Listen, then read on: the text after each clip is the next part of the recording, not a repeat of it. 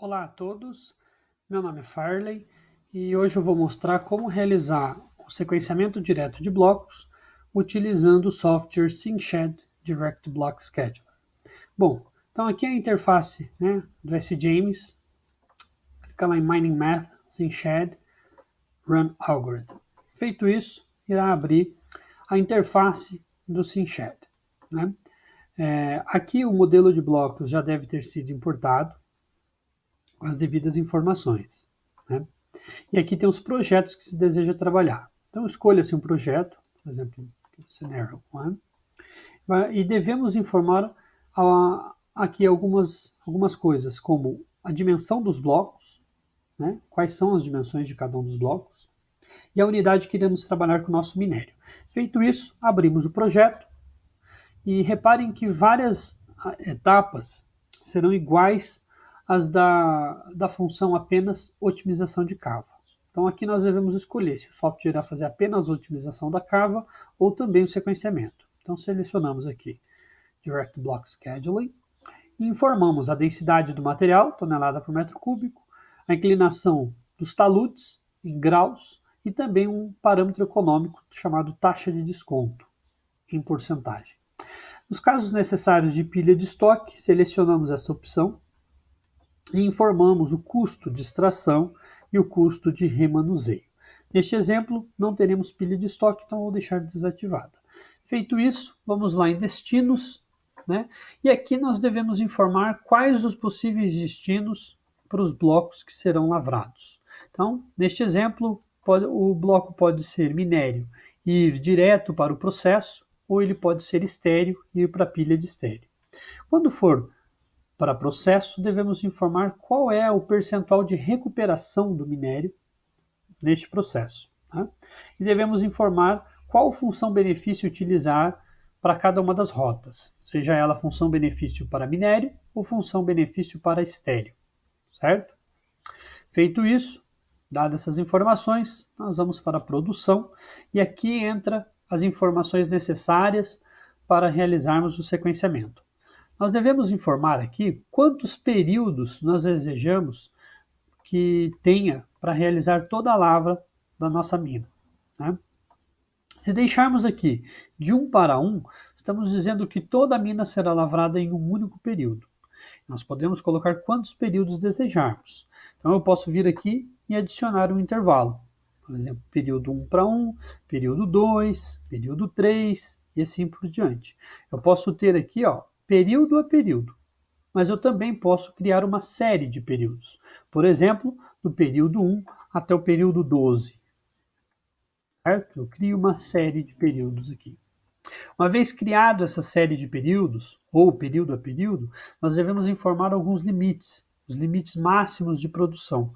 No mínimo, devemos dizer qual é o limite máximo de produção de minério, blocos de minério, certo? Em massas, em toneladas. Devemos dizer, podemos dizer qual é o limite máximo de estéreo e um limite máximo total, mas não é obrigatório. O processo é obrigatório, certo? Bom, neste exemplo, eu vou trabalhar apenas com uma série de 12 períodos. E cada um dos períodos eu quero que lavre 20 milhões de toneladas. Então eu vou lá e coloco 20 milhões de toneladas, certo?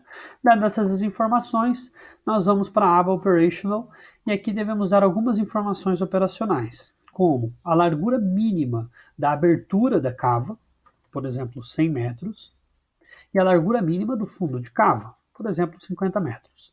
Também devemos dizer qual é a taxa de avanço, preferencialmente, na vertical, certo? Então, por exemplo, no mínimo 60 metros, no máximo 120 metros. Reparem, nesse exemplo, os blocos têm dimensões de 30 metros, 30 por 30 por 30. Então, avançar 60 metros na vertical significa lavrar no mínimo 2 bancos e avançar 120, no máximo 4 bancos, certo? Feito isso, nós podemos também forçar alguns limites de superfície para a nossa cava. Nesse primeiro momento, eu não vou colocar nenhum limite aqui para a superfície, só vou deixar o algoritmo decidir quais são os limites. Mas eu vou mostrar isso num próximo vídeo, em como trabalhar com esses limites para gerarmos uma cava desejada. Lembrando que no sequenciamento, né, para obtermos bons resultados, é interessante realizar várias vezes o sequenciamento, várias iterações. E nessas várias iterações nós podemos delimitar algumas superfícies desejadas. Feito isso, nós podemos olhar aqui no Overview, todas as informações dadas, né? Poderíamos ter vindo direto nessa aba e dar as informações, e clicamos aqui para rodar. Vai ser criada uma nova pasta neste endereço dentro do seu computador, o endereço que você desejar, e você pode dar o nome que desejar para essa pasta. Por exemplo, Marvin 1. Neste endereço será criada a pasta Marvin 1.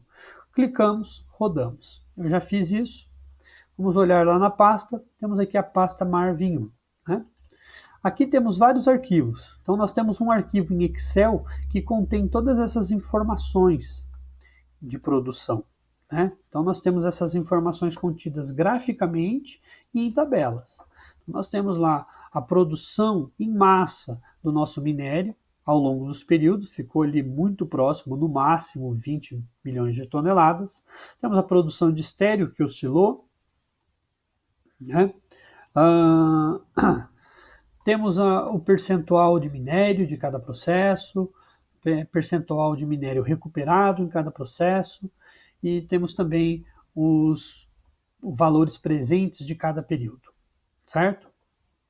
Temos aqui período a período individual e o valor cumulativo. Temos uma aba, para cada uma dessas informações, nós temos uma aba com esses resultados individuais. E temos um relatório geral aqui, ó, de todos os períodos, né? Para minério, para estéreo, para valores presentes, ok? Aqui seria um relatório, esse arquivo gerado. Os outros arquivos são arquivos CSV gerados para cada uma das informações individualmente. Esses arquivos CSV podem ser exportados para outro tipo de software caso desejado, certo? Aqui nós observamos também as superfícies topográficas de cada uma dos períodos, cada um dos períodos. Então, nós temos a superfície do período 1, período 2, até o último período lavrado, certo? Bom, é isso, pessoal. Esse seria o sequenciamento. Até o próximo vídeo.